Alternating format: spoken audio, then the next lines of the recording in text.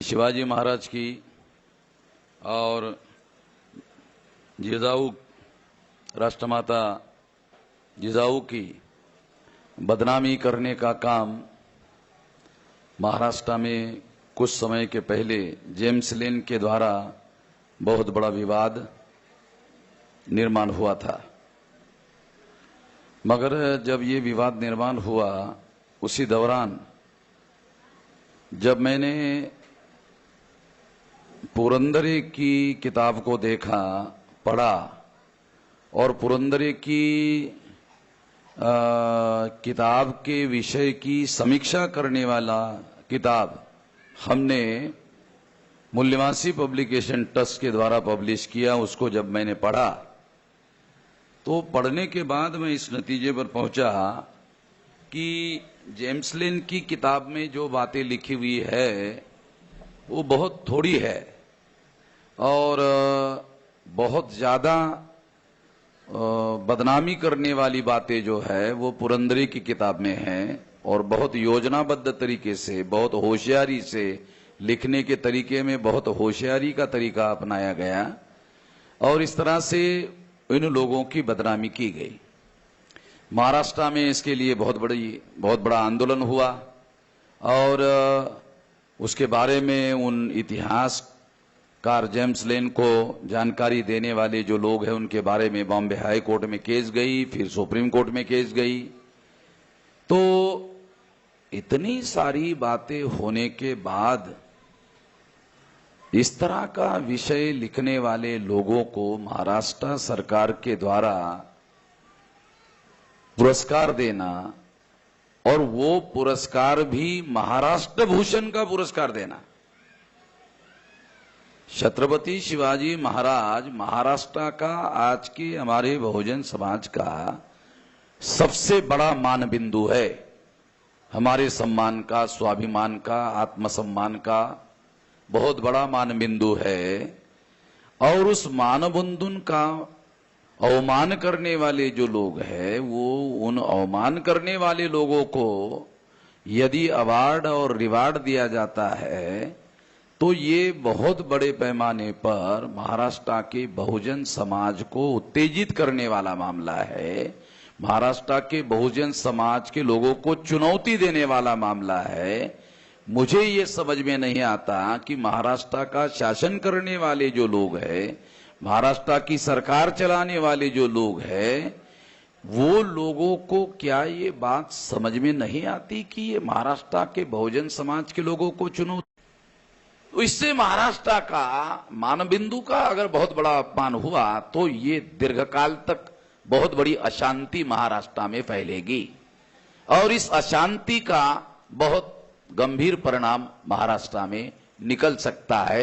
इसलिए इसका सबसे बड़ा उपाय ये है कि मुख्यमंत्री ये जो अवार्ड और रिवार्ड दिया गया है इसको पीछे ले ले।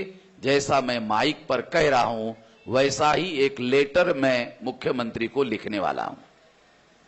ये मेरा स्वभाव नहीं है ऐसा लेटर वेटर लिखने का, मगर मैं ये लेटर लिखकर समझदारी का सलाह देकर कर रहा है। नहीं, मैं समझदारी का सलाह देने के लिए कह रहा हूं। वो मुख्यमंत्री है, मैं राष्ट्रीय अध्यक्ष हूं, थोड़ा सा ऊपर हूं, तो मेरा थोड़ा सा अथॉरिटी के दृष्टि से भी और फिर मैं पब्लिक लाइफ में 40 साल से हूं और उनकी उम्र मेरे ख्याल से 40 साल नहीं है।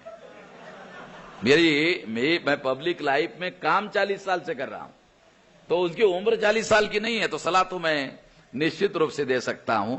मानना ना मानना उनके अपने ऊपर निर्भर करता है, मगर उसके फायदे की सलाह है। नहीं तो महाराष्ट्र का जो बहुजन समाज है इसका मान अवमान में रूपांतरित करना, इसका बहुत भयंकर परिणाम निकलेगा। और ये समझदारी अगर उनके अंदर नहीं है तो किसी की जिम्मेदारी बनती है कि वो उनको इस तरह की समझदारी का सलाह देने का काम करे। मैं उनको ये पब्लिक में आपके द्वारा ये सलाह देने का काम कर रहा हूं, मगर लिखित रूप से उनको मैं लेटर भी लिखूंगा। महाराष्ट्र का, मैं देश का जैसे राष्ट्रीय अध्यक्ष को, मैं महाराष्ट्रियन होने की वजह से महाराष्ट्र का, मराठी लोगों का भी प्रतिनिधि हूं, इस वजह से भी मेरी जिम्मेदारी बनती है कि वो उनको सलाह दे कि ये रिवार्ड अवार्ड पीछे ले लो, और उनको अवार्ड रिवार्ड पीछे ले लो। वैसे भी अब वो ज्यादा देर जीने वाले नहीं है। अभी धारवडकर साहब ने कहा कि कुछ ही दिन में मैं केस जीतने वाला हूं, तो वो ज्यादा देर जीने वाले नहीं है। पुरंदरे जी ज्यादा देर जीने वाले नहीं है, उनकी हालत मैंने देखा।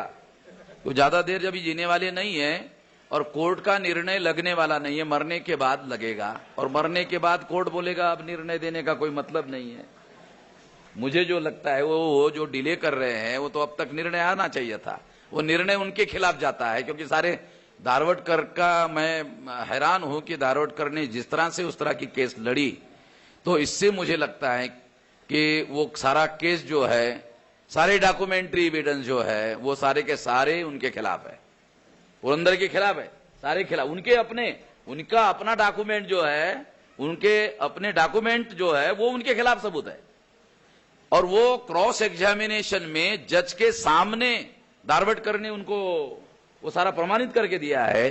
तो इसलिए मैं ये कहता हूं कि ऐसे व्यक्ति को जिनके खिलाफ में एक बड़ा केस भी चल रहा है, मुझे ये समझ में नहीं आती कि अवार्ड और रिवार्ड देने के पहले क्या पुलिस वेरिफिकेशन नहीं किया जाता।